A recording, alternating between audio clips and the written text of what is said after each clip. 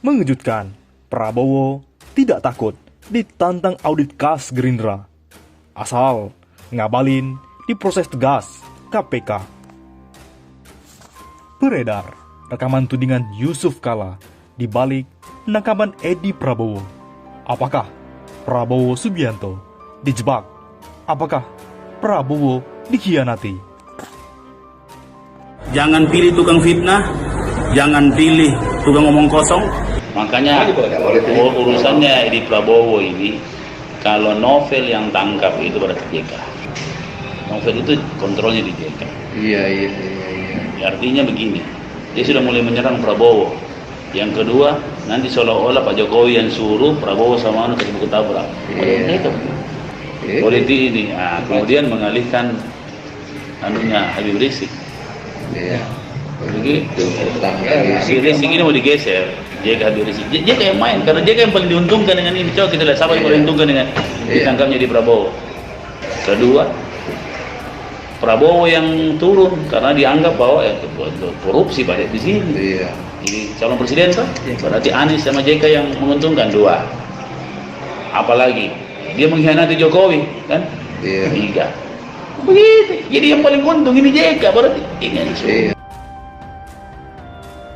Sebuah video beredar luas soal tudingan kepada Yusuf Kala yang disebut sebagai sosok yang berada di balik penangkapan Menteri KKP Edi Prabowo oleh KPK. Rekaman yang diduga sebagai suara calon wali kota Makassar, Dani Pomanto itu, juga menyebut KPK berada di bawah kontrol Yusuf Kala.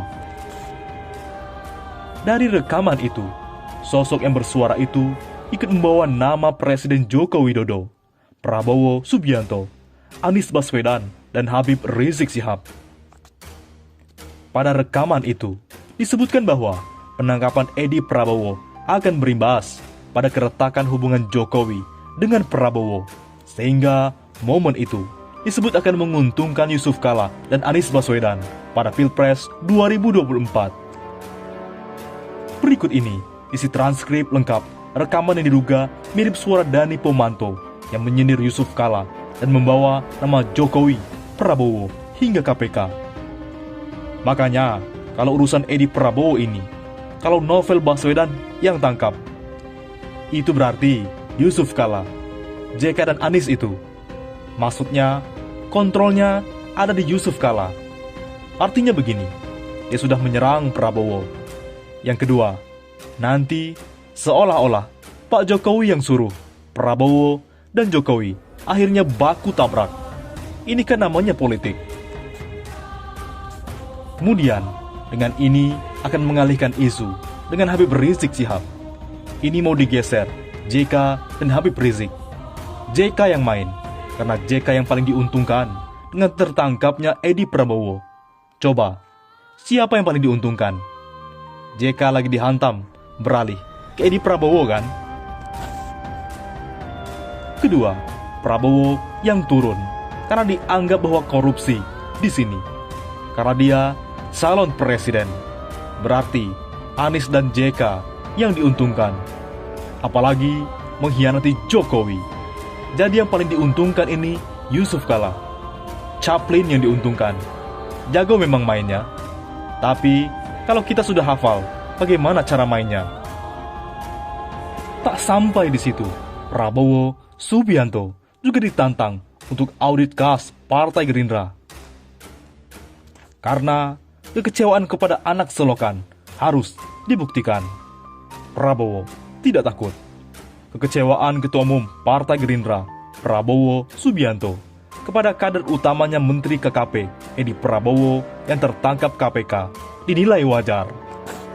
Sebab kasus ini telah memojokkan posisi Prabowo Subianto dalam menjaga citra diri maupun masa depan. Gerindra sendiri menanggung malu dan runtuh pencitraan. Kata pengamat politik M. Rizal Fadilah, adik Prabowo Hasim Joyo Hadi Kusumo mengatakan kakaknya sangat marah, sangat kecewa dan merasa dikhianati atas tingkah Edi yang terjerat kasus korupsi ekspor benur.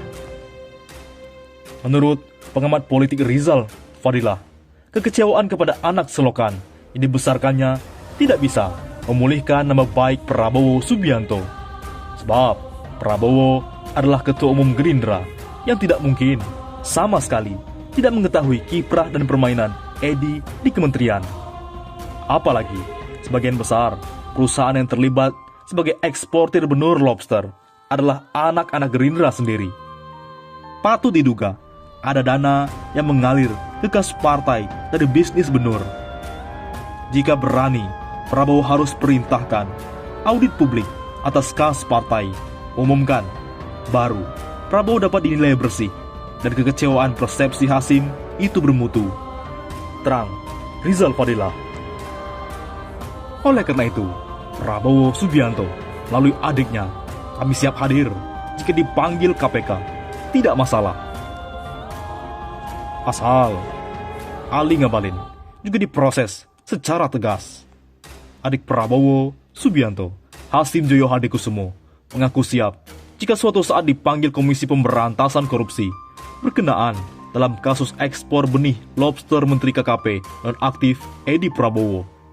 Tentu, kalau diundang, dipanggil, kami akan penuhi. Tidak masalah, kata adik Prabowo saat jumpa pers di restoran Jet Sky, Penjaringan, Jakarta Utara.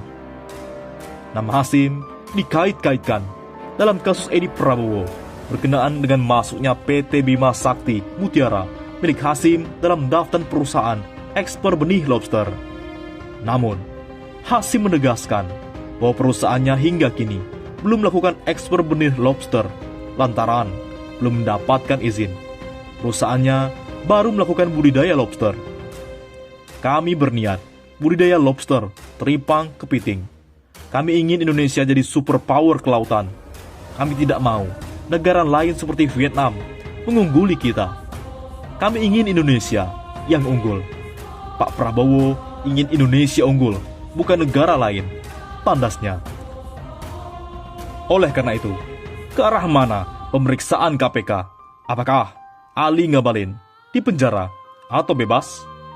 Tenaga ahli utama kantor staf kepresidenan KSP Ali Mukhtar Ngabalin melaporkan 2 orang ke Polda Metro Jaya atas dugaan pencemaran nama baik terkait penangkapan Menteri KKP Edi Prabowo oleh KPK dalam kasus dugaan korupsi benur.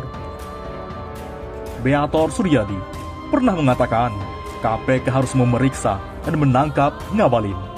Dia menduga Ngabalin mendapatkan aliran dana dari hasil sogok korupsi dan perjalanan kunjungan kerja ke Amerika Serikat bersama Edi Prabowo. Sementara Yunus Hanis, dia diperkarakan karena pernyataan yang menduga Ngabalin mempunyai andil dalam menjebloskan Edi Prabowo. Beator Suryadi berpendapat dan menduga apabila KPK tidak profesional dan ada kesan tidak menjalankan protap penyidikan sehingga Ngabalin bebas, maka dugaan MYH menjadi benar. Dugaan itu adalah Ngabalin ke Amerika Serikat membawa misi istana untuk menjebak dan menjebloskan Menteri KKP Edi Prabowo sehingga tertangkap OTT dan dipenjarakan KPK. Sementara Beator Suryadi, dia sedang menunggu hasil pemeriksaan KPK terhadap staf khusus Edi. Andrew Bisanta pribadi, AMP, ikut dalam kunjungan ke Amerika Serikat dan sudah ditetapkan sebagai tersangka bersama Edi dan 5 tersangka lain. Oleh karena itu, mantan anggota DPR dari PDIP yang dikenal sebagai murid almarhum Taufik Kemas ini kembali mengungkapkan bahwa Ngabalin di KKP tidak digaji. Lalu timbul pertanyaan, dari mana biaya dia ikut kunker ke Amerika Serikat? Ngabalin tidak digaji KKP atau negara. Begitu juga fasilitas SPJ-nya, apalagi ke Amerika Serikat, tiket, hotel, makan, dan uang saku. Jadi, ke arah mana pemeriksaan KPK? Apakah Ngabalin akan dipenjara karena menikmati aliran dana korupsi benur itu? Atau bebas? Sambung Beator. Bagaimana menurut pendapat Anda?